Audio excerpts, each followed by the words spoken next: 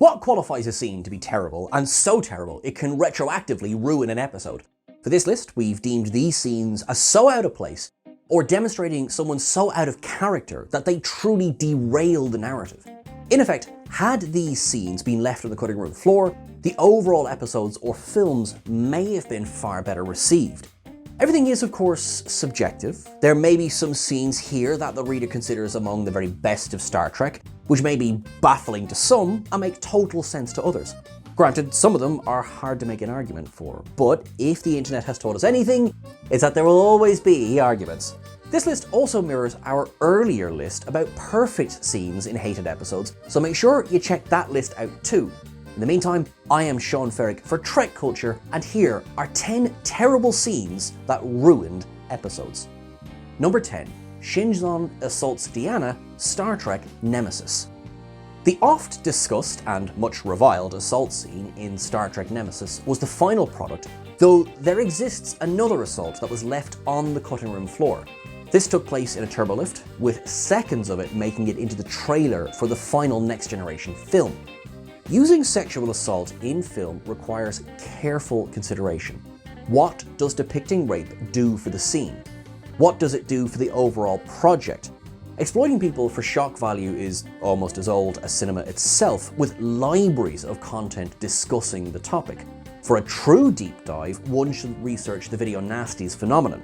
Here, Deanna Troi is reduced to an assault target, simply so the audience can see that Shinzon is a true villain. Not only is this a lazy approach to proving villainy, it is also barely above fridging when it comes to using female characters' pain to inspire male characters. Marina Sirtis had been with Star Trek since 1987, had been through more turmoil than many, had finally got a chance to stretch her comedy chops in the movies, and was reduced to victim here. Using Troi to pinpoint the scimitar did not wash away the foul taste of the earlier exploitation from our mouths. Number 9. Spock jokes about assault, the enemy within. Richard Matheson penned the script for this first season episode of the original series. You know the story. Captain Kirk, after experiencing a transporter malfunction, is split into two halves. One good and one evil. Oh, and there's a cute little dog in an alien costume. What's not to love? The episode contains the scene wherein Yeoman Janice Rand is assaulted by this evil version of Kirk. The scene itself is handled well, though the final scene of the episode upends any goodwill. The imposter had some interesting qualities, wouldn't you say, Yeoman? Spock's final lines to an already traumatized Rand stink of cruelty. Who on earth decided that this was an appropriate sign-off for the episode, or for anyone to say to someone who had just been assaulted? Grace Lee Whitney recounted in her autobiography that she wasn't sure who had actually written the line, but that it ensured that the episode ended on a sour note. Number 8.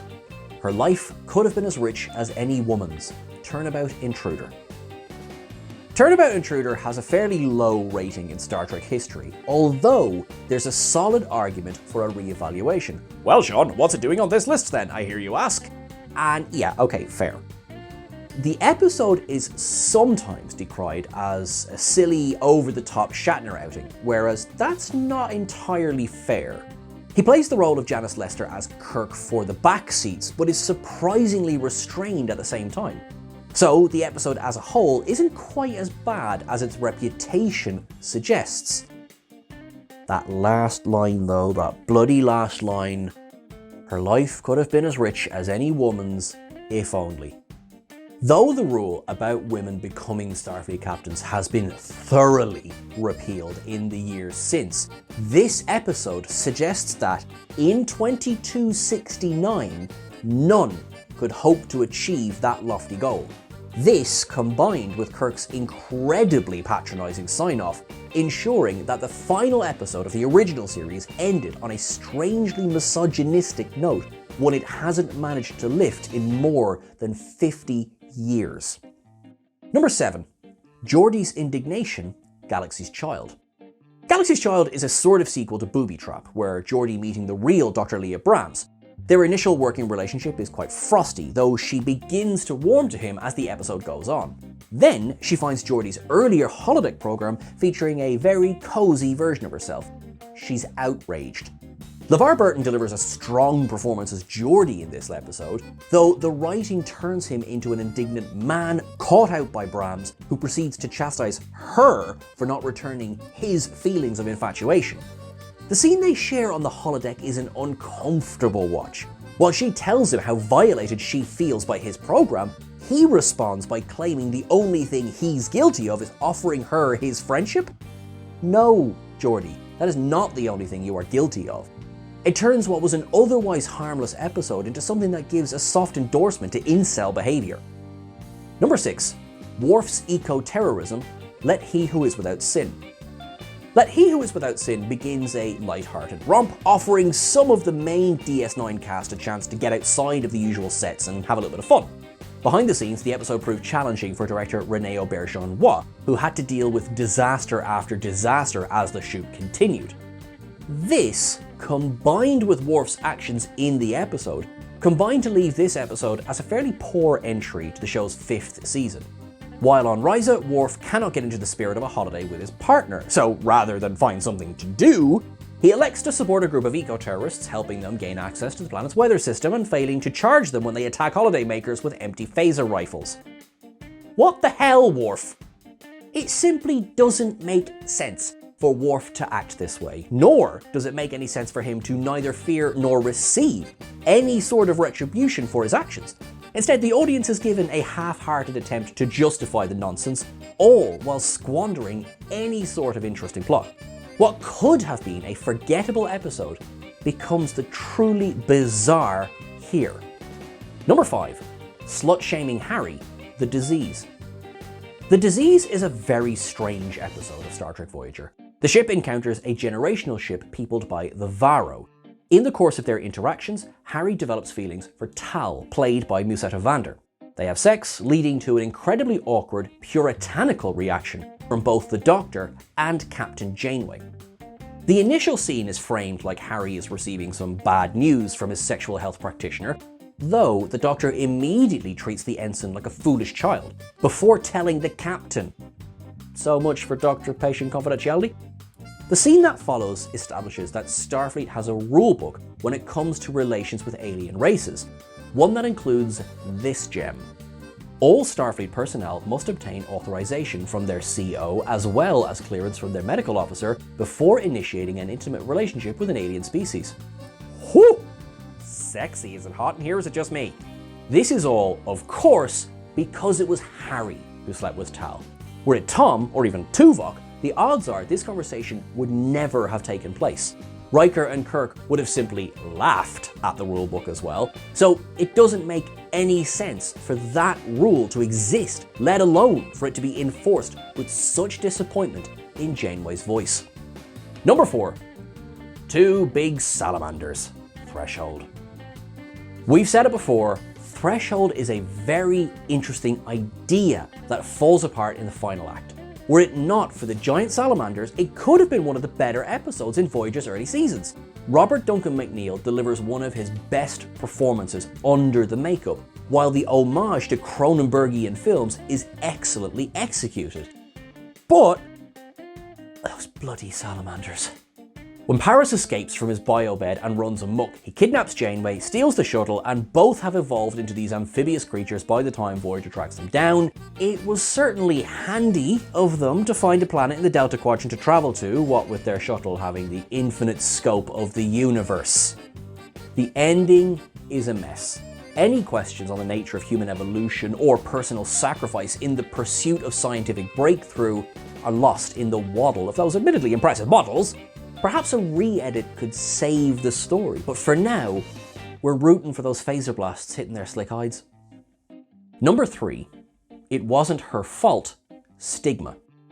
Star Trek had nixed the idea of dealing with HIV/AIDS in the late 80s and early 90s, as David Gerrold revealed, discussing his rejected script, Blood and Fire. While that would eventually be made by a fan production, the franchise would take another decade to tackle the topic. Stigma shows T'Pol's Pinar syndrome worsening before being exposed to other Vulcan scientists. Their reaction is rooted firmly in bigotry, as Archer later calls them out. They not only refuse to share any data on the disease, but have T'Pol recalled to Vulcan for her abhorrent behaviour. Pinar syndrome is transmitted via mind melds, which at this time in Vulcan history were seen as degenerate. The final scene means well, but T'Pol is only spared punishment because she didn't willingly engage in a meld, she was assaulted. Stigma fumbles the ball at the end. Those who engage willingly in mind melds are still judged, while T'Pol, in her own words, is looked at with pity because it wasn't her fault. Thus continues the judgmental discussion that permeates the episode. I'm sorry, I had to tell them the truth. You should do the same.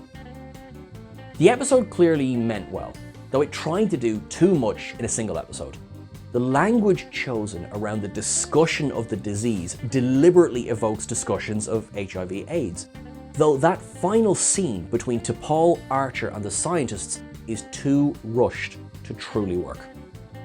Number 2. Trip's dressing down cogenitor. In Cogenitor, Trip befriends an alien who is seen as lesser in their own society, despite having equal levels of sentience to the rest of their race. Throughout the episode, he helps them to read, to understand the universe, and eventually to seek asylum. Archer denies this plea and the Vissian dies by suicide.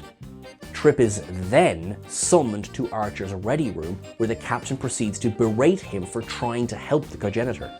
The scene is so strange to watch, as despite the non-interference policy that Star Trek has held for years, it's ignored every second Tuesday. For Archer to directly blame Trip for Charles's death seems not only unfair, but deeply cruel. It's another case of a rushed ending that was meant to pack a punch, but rather leaves the audience with an unpleasant taste in their mouths. Something that feels like a disservice to an episode that could otherwise have been excellent. Number 1. Seven becomes an assassin. Stardust City Rag. Stardust City Rag is a peculiar episode of Star Trek Picard. It opens with Icheb's eye being torn from its socket before Seven mercy kills him. We then get Picard's French accent, Jurati killing Maddox, and to top it all off, Seven murders Bjayzl in cold blood. You know, typical Star Trek fare. Seven remarks that she didn't want to spoil Picard's belief in there being mercy left in the universe before she kills Bjayzl for Icheb's death, emphatically letting the audience know this was a darker Trek than years past. This, when balanced with the generally lighter tone of the episode, made the resulting output that bit messier. It's also quite a stark change for Seven of Nine as a character. Here was a familiar Trek alum gone rogue, now a cold-blooded killer, even if the reasons behind that killing were seemingly justified. As with so many other examples on this list, it was a case of too much, too soon, with no time to ruminate. When one takes into account episodes of Voyager like Prey, that was a much earlier Seven. That is not the Seven as presented here, so here it feels like we're going backwards. Stardust City Rag isn't dreadful. The scene is simply too much to throw into the mix, making the overall product that bit less satisfying. And that's everything for our list today, folks. Thank you so much for watching along. You are awesome, you are wonderful. Thank you so much to Brandon, who edited this wonderful video. You are awesome. Please make sure that you are subscribed here on YouTube as well. Thank you, seriously, thank you everyone who does that, because it does make a difference. Please make sure you're following us on the various socials. We're on most of them. TrekCulture, you'll find us. I'm at Sean Ferrick, I'm there as well. Until I see you again, the world is what it is, and every single day it seems like it's getting a little bit worse. So I want you to take care of yourself. That is the most important thing. You need to look after yourself before you can look after others. Please make sure that you're treating yourself with kindness, because you deserve it. And especially these days, every little bit of kindness goes that little bit further. So thank you so much, live long and prosper, and I will see you soon, my friends. Thanks.